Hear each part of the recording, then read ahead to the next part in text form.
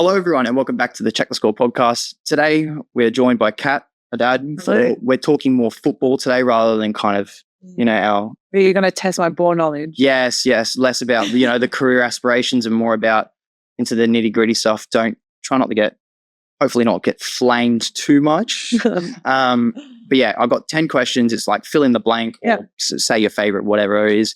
And then a king of the hill at the end. So like winner stays on type thing. So the first one I have for you is my favorite footballer growing up was blank. Fernando Torres. And that's like because it was the era, it was the golden generation of Spain. He was playing for Liverpool at the time. He put Liverpool on the map for me. So it's him. Yeah, I'm not a big Fernando Torres fan for obvious reasons of playing for rival clubs, but I do respect it. Yes. Did you just hear my stomach? Yeah, a little bit. It's all the time. I hate to use the word, but like it's like the aura of like being the part of the Spanish side, obviously winning so much like he did. And then the hair, like the slick back, bands, stuff like that. You weren't into it. No, I think that's cool, but I just didn't like him. I had a mad crush on him, for sure. I didn't like him as a, He's an icon. Yeah. And obviously the reason I don't like him is purely just because he was so good for rival clubs. But anyway. Exactly. Your favorite NRL player ever is? Greg England. It's GI. That's such a good one. I'm a Rabbitohs supporter. I think, and you actually mentioned this in like our longer interview before. Yeah. But it's like the impact that you can have the game as well and what he's done. We still talk about him. Probably the best center ever. Him and like Malmanek. Yeah, but he's also could play anywhere. Yeah, playing on the wing, played in the halves of Melbourne. Yes. And I think anyone who's come up, like Sowie's talked about coming up against him and like the size of the guy. And I mean, you look at like a halfback, they're not usually the biggest on the field, but then imagine a GI just sort of 7. So anyway, absolutely. English. And I also met him, and it was one of those ones where I was just really nervous. Like I don't get that nervous really to meet people because I always like to remind myself that they're just normal people, this and that. But meeting GI, I got real nervous. Yeah. My mum actually I think he lives out this way. My mum actually ran into him at like the chemist once, and like she wanted to say something, but because like she was just like in pure like shock of the man. And probably being a diehard South fan like my mum is, probably of the modern era, is probably her favorite player. That or Adam Reynolds easily. Yeah, that's fair. The next sport I'd like to pick up and or work on is golf. In terms of picking up, 100% golf. Yeah, that surprises me a lot. Yeah, what were you expecting? Probably in alignment with a lot of the people you collaborate with. I'd probably say something like F1. Yeah. Well, I've mentioned this briefly, but I have always been a motorsport fan. But actually more so MotoGP. So like I've been to the MotoGP a number of times. I used to watch religiously, less so these days, but I don't really watch anything that I don't work on that religiously anymore. Yeah. But yeah, I've met Marc Marquez and Valentino Rossi and all these guys. That's like, so cool. There was a time where, like, you asked my best friend, I wanted to do what I'm doing now, but MotoGP, there's just no work in Australia. Long story short. At least full-time work. Yeah.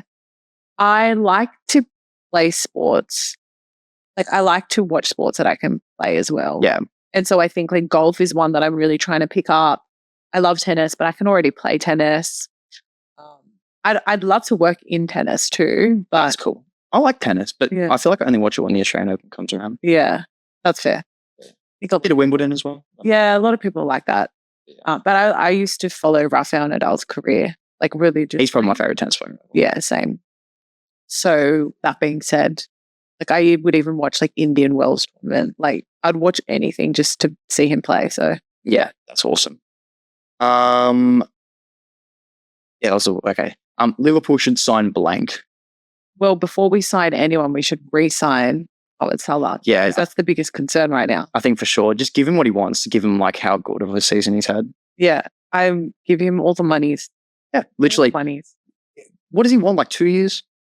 But we only need to like give him 2 years. He's 32.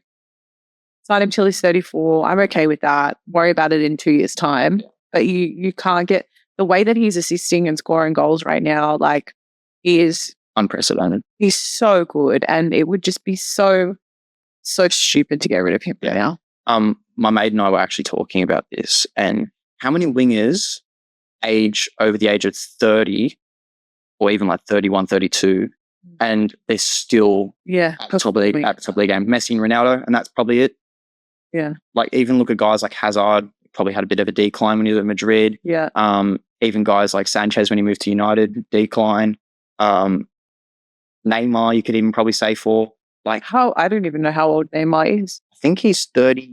Okay. 3. Okay, yeah. Which is crazy because I remember when he burst on the scene at Santos. I still remember that. Yeah. So good. It is wild, but I think across all sport, I think you're seeing longevity increase, especially in those 30s. Yeah.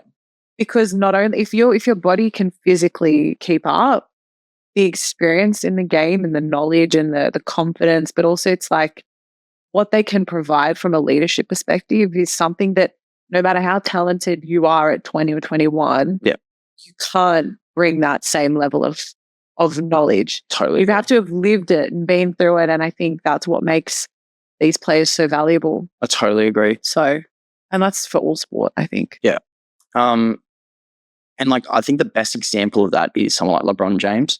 For sure. Oh, like Are you seeing all the LeBron glazing that's going on? Yeah, I can't. Yeah, no, it's all that's all my feed is. You're gonna get clipped up now. LeBronify is like the one that I'm getting. It's like everyone making the parody songs. Yeah, someone clip him up into a LeBron meme now. Yeah, into a little edit. That'd be funny as. Anyway, if Liverpool ceased to exist, I'd go for blank. I'm not going to do the whole like La Liga team. It's a no-brainer that I'd probably just transition to a whole different league. Yep. If it had to be, let's make it spicy. If it had to be the Premier League, who would I support? Oh, this is tough. Mine would probably be Fulham because of family. Yes, I reckon. Over there, like their whole season tickets. Yeah. So, and I think also like one of those teams that goes between Prem and Championship, you feel a little better about it. Yeah. You wouldn't go for like a top club. Yeah. I'm not going to say Manchester City, am I? God, no. Oh my gosh. Might have to cut it here if she said Man City. Can you imagine? No, I would never do that.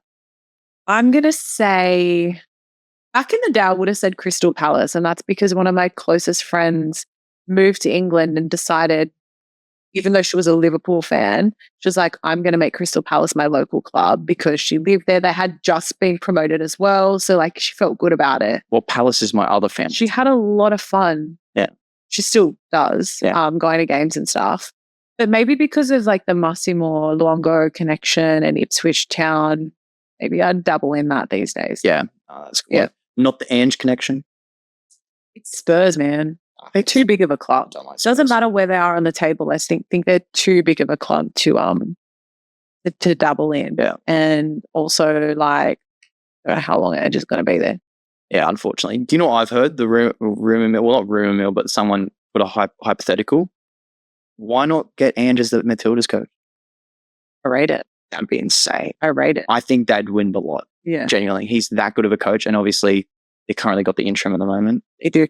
I think there's a lot of politics in women's football that you don't see in the men's game. And like, it's a whole can of worms I'm not going to get into. But that might be the biggest reason why someone like Ange either wouldn't want to or wouldn't be as well received as we think. Well, he puts up with someone like Daniel Levy. Like, I don't know. I feel like that's like a already polarizing figure in football. Which is important. Yeah. To have the respect of those characters says a lot about how they handle themselves. Yeah. It's like even Man United at the moment when you're looking at how the owners are trying to collaborate with, bringing up new stadiums and trying to sign players and cutting cost measures and things like that. And it's like football politics is... It's sport politics, right? It's not just football. Well, there's so much that goes into it. It's a lot. Absolutely.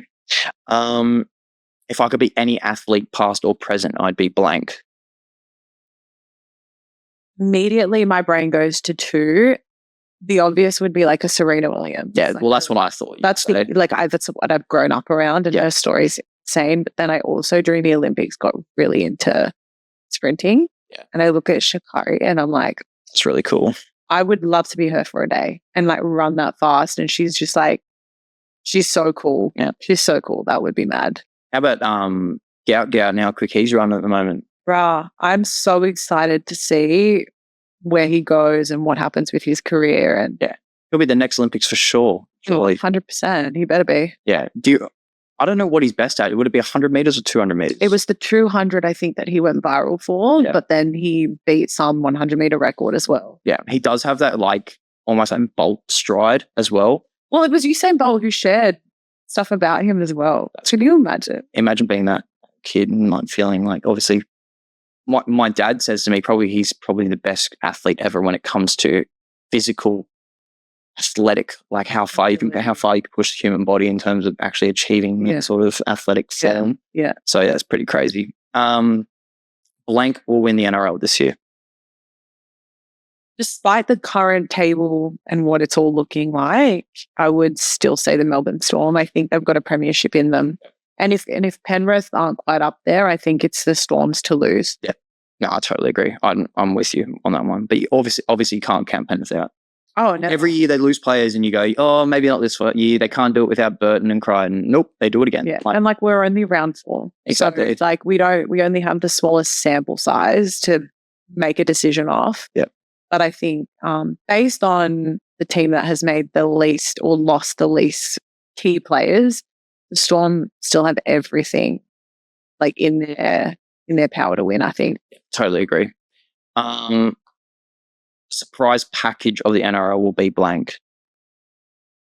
If you'd asked me last week before Turbo did his MCL, I wouldn't have even hesitated to say I think the Manly pack are really strong. And I look at the likes of like a Lehigh Hopewade and the fact that he's so young that he can slot right into that fullback position when Turbo's out and they can still win games. And I think they have a lot to offer. And I think their attack is great, but their defense has improved a lot as well. Yep. I would have said them, but I do really think that it is entirely dependent on where Turbo is at. Yeah. And I think that's their biggest downfall. Like the best thing about them is also their weakest spot, and it's whether or not Turbo's fit to play. Yeah, totally. I would also agree in the fact that when you saw Canberra and Vegas, you're like, wow, like their defense is like next level. And they Manly literally put Canberra away like it was nothing. That first half at Brookvale was like, I've never seen a half of football in, at least from memory. I was that dominant. Yeah, and I think it's the Brook. Like, there's definitely like Brookie goes through like.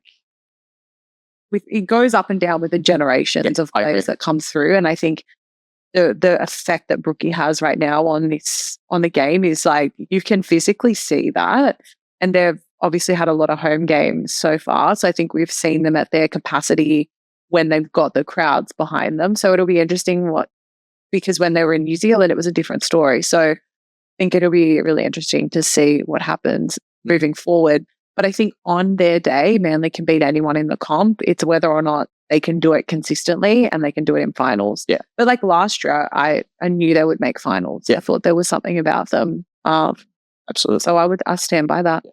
My 3 teams, when they're at home, it's pretty hard to tip against them, is Manly and Brookie, New Zealand and New Zealand, and Canberra and Canberra. They're the 3 I'd agree with that. Where they're like, when they're playing at home, unless you know they're versing like a Melbourne or a Penrith.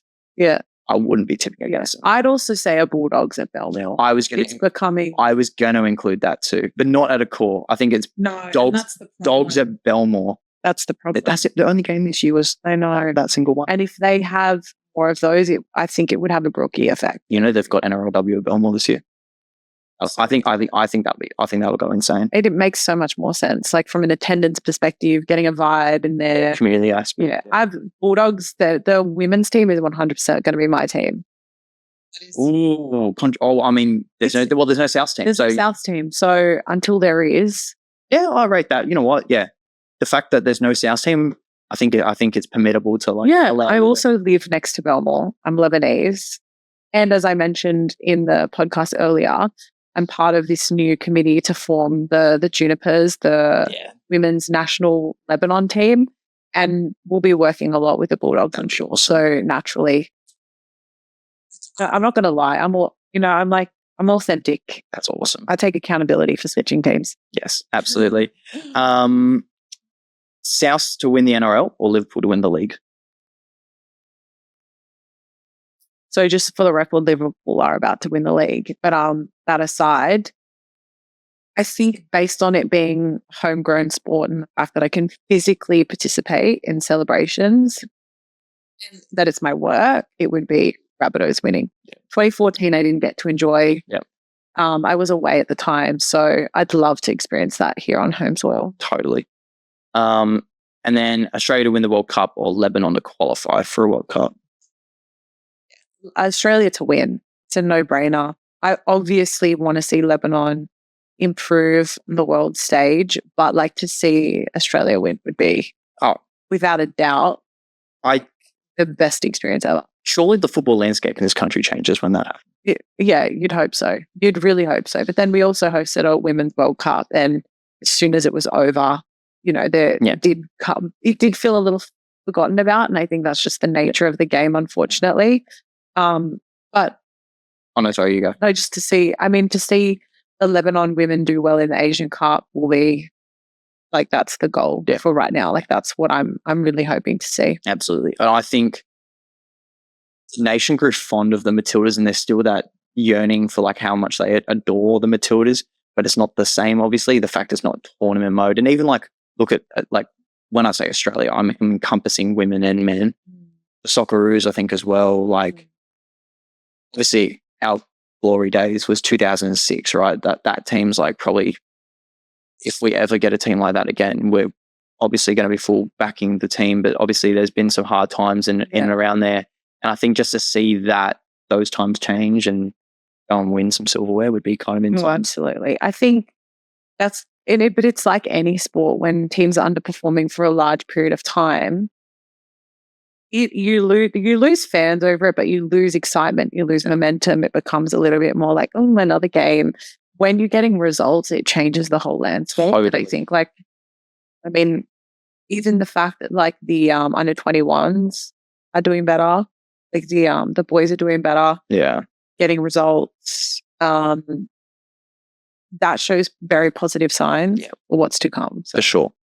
And that's the last one I had of those questions. Now moving on to, it's like a bit of a knockout king of the hill type thing. So it's like, I'll give you a player versus a player. Who do you think is better to stay on? The only thing with this is midfielders. Because I feel like if you compare a striker and a defender, it's fair. A bit difficult. So keep it still a bit broad, attacking, defensive, box to box. But to start off with, we've got Paul Pogba versus Jude Bellingham. Go Jude. Jude? Yeah. It's hard. It hurts me, but yeah, I understand why you said that. Jude versus David Silva. Jude. Jude versus Cesc Fabregas. Fabregas. Fabregas versus Bruno Fernandes. Fabregas, I'm sorry. Yeah, that hurts too. Fabregas versus Xabi Alonso. Xabi Alonso. Xabi Alonso versus David Beckham. Xabi Alonso. Oh, Xabi Alonso versus Frank Lampard. Xabi Alonso. Xabi Alonso. Yeah, I know, they're all crying. Yeah, I was going to say Fabregas has gone. Frank Lampard's gone. All Chelsea players. Xabi Alonso versus Roy Keane. Xabi Alonso. Xabi Alonso versus Kaka. You literally said it in your voice how you feel about this one. I'd go Kaka. Yeah, I will say good because but it is one where like I was just picking it based off of like your biased pulls on the heartstrings. Yeah, Xabi Alonso. Yeah, but I'll go Kaka. But also, like, I really enjoyed watching Kaka play in his prime. Yeah, Ballon d'Or Kaka's something else. Kaka versus Ballack. Kaka. Kaka versus Casemiro. Kaka. Kaka versus Schweinsteiger. Kaka. Kaka versus Sergio Busquets. It's another heartstringer trying to get me there. I think I'd still go Kaka. Yeah, I had him further down, but I moved him up to see if I get you there. Kaka versus Patrick Vieira. Still go Kaka. Kaka versus Emmanuel Petit. Still go Kaka. Kaka versus Kante. Kaka. Kaka versus Rodri. Kaka versus Gerrard. Oh, the heartstrings again. to say Gerrard. You know what? I don't even hate that. I'd say Kaka, but I think longevity. Yeah. You could make an argument for Gerrard. Yeah, you can. Absolutely, you can. And I'm also a Liverpool fan, so sorry. Yeah. Gerrard versus Makalele. Gerrard. Gerrard versus Scholes. Gerrard, I'm so sorry. United. Yep. Gerrard versus Tony Cruz. Gerrard. Gerrard versus Modric. See, in my, especially in my Optus Sport days, I've talked a lot about Modric, and I really, really respect him. I think he's one of the best midfielders to ever play the game, genuinely. And when we talk of longevity, he's up there, but I'm still going to have to say Steven Gerrard. Rough. Purely because I love Liverpool. Yeah, that is a rough Liverpool. one. Yeah, Liverpool. Gerrard versus Xavi. Gerrard. Gerrard versus Iniesta. Iniesta. I'm sorry. That's a no-brainer. Iniesta versus Zidane. For me personally, Iniesta. Yeah, I like that. I'd go. Look, I didn't catch much of Zidane's career, but I acknowledge his greatness. But for me, out of that, even as a coach, just in influence on the game, period. For that whole list, my favorite and who I have seen at their peak being best is probably Iniesta. Yeah, I'm the same. When I went to Barca the first time, I got the Iniesta jersey. I've got the infinite Iniesta when he retired. That's so sick. Vissel Kobe, even, I don't know, he won a few leagues there. I think he should have stayed at Barca a little bit longer. But you know what? The fact that he didn't meant that we only associate him with this guy. The good times, yeah. It's this level that he set for himself, for everyone else. He's incredible. Incredible. Yeah. Probably one of the best midfielders ever. Well, he's be a top 5 player for me of all time. Top 5 player or favorite? No.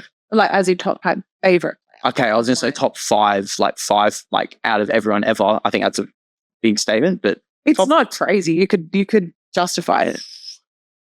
Oh, well, top 10. Top 10, yeah. Okay, I'll take top 10. But I think you've got 4 that are a lock already. You got Messi, Ronaldo, Pele, Maradona. So there's one spot left. Yeah, I don't know if you'd give it to Iniesta. Yeah, exactly. But he's up there anyway. Yeah, I'd say 10. For me personally, he's the top 5 for me. Yeah.